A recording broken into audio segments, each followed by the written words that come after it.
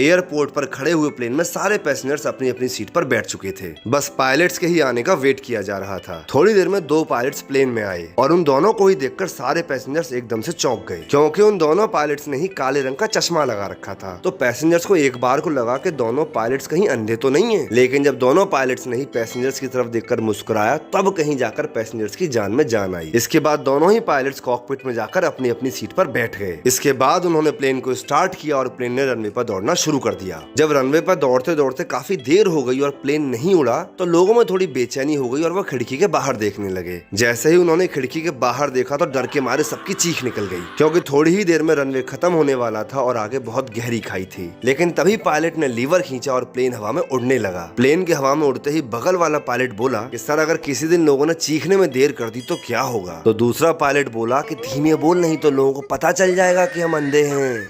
एक रात बारिश हो रही थी और भयंकर बिजली कड़क रही थी कि अचानक से धनिया और पुदीना के घर की घंटी बजी। घंटी की आवाज सुनते ही धनिया थोड़ा सा घबरा गया कि भाई इतनी रात को कौन आ गया। धनिया को परेशान देखकर पुदीना बोला, अबे तू डर क्यों रहा है, मैं देख के आता हूँ ना बाहर कौन है। जब पुदीना ने गेट खोला तो बाहर एक बंदा खड़ा हुआ था, जो कि बारिश की वजह से पूरा भीगा हुआ था। उस बंदे ने पुदीना से पूछा, बेटा जरा धक्का लगा दोगे? इतनी देर में पुदीना ने उसके हाथ में गाड़ी की चाबी देख ली थी। तो पुदीना समझ गया भाई कि ये आदमी बारिश में गाड़ी में धक्का लगवाएगा यार, और फिर मैं बारिश में भीग जाऊंगा, इसीलिए उसने उस आदमी को भगा दिया। जब पुदीना लौट के आया तो धनिया ने पूछा, भाई क्या था, कौन था? तो पुदीना ने उसको सारी बात बता दी। तो धनिया तुरंत बोला कि नहीं नहीं, उसकी हेल्प करके आते हैं, चलो। वो दोनों घर के बाहर गए और उस बंदे से बोले, चलिए भाई साहब हम धक्का लगा देते हैं। उन दोनों की यह बात सुनते ही वह बंदा खुशी खुशी साइड में लगे हुए एक झूले पर जाके बैठ गया और बोला, लगाओ धक्का। तो पुदीना बोला, आपकी गाड़ी खराब नहीं हुई है क्या? तो वो आदमी बोला, नहीं नहीं, मैं तो आपको सिर्फ झूले में धक्का देने के लिए बुला रहा था। यह बात सुनने के बाद धनिया आगे आगे और पुदीना पीछे पीछे। स्कूल की छुट्टी पड़ गई थी और धनिया कोई बकैती नहीं कर पा रहा था।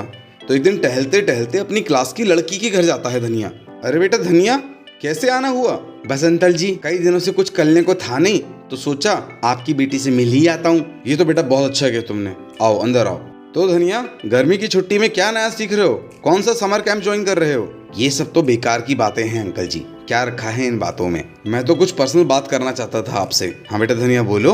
अंकल जी, मैं आपकी लड़की का हाथ मांगने आया हूँ। हम दोनों साथ में बहुत मस्ती करते हैं। ओए माँ। देखो बेटा धनिया, सुन के तुम्हें बुरा लगेगा, पर मैं नहीं चाहता मेरी बेटी जिंदगी भर किसी बेवकूफ आदमी के साथ रहे। हाँ तो अंकल जी, मैं भी तो यही कह रहा हूँ, इसीलिए तो आया हूँ आपकी लड़की का हाथ मांगने। जिंदगी भर आपके साथ कैसे रहेगी? धनिया को समझ नहीं आया कि अंकल जी ने कई किलोमीटर तक चप्पल लेके क्यों दौड़ाया धनिया को।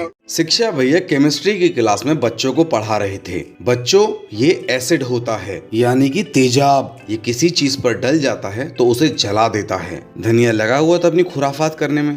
धनिया अपनी क्लास की लड़की के कान में कहता है, चलो मेरी कार में चलो।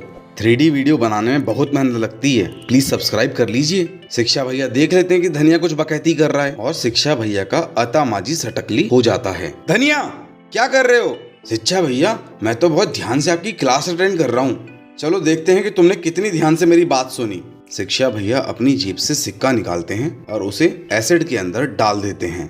बताओ धनिया, जब तेजाब के अंदर ये सिक्का जाएगा तो घुलेगा या नहीं? धनिया को समझ में नहीं आता भाई क्या हो गया। शिक्षा भैया नहीं घुलेगा। शिक्षा भैया शॉक्ड हो जाते हैं, धनिया को सही जवाब कैसे पता? क्यों नहीं गलेगा धनिया? शिक्षा भैया, अगर सिक्का गलने वाला होता ना तो आप मुझसे लेते, अपना नहीं डालते। शिक्षा भैया एकदम बहरा गए।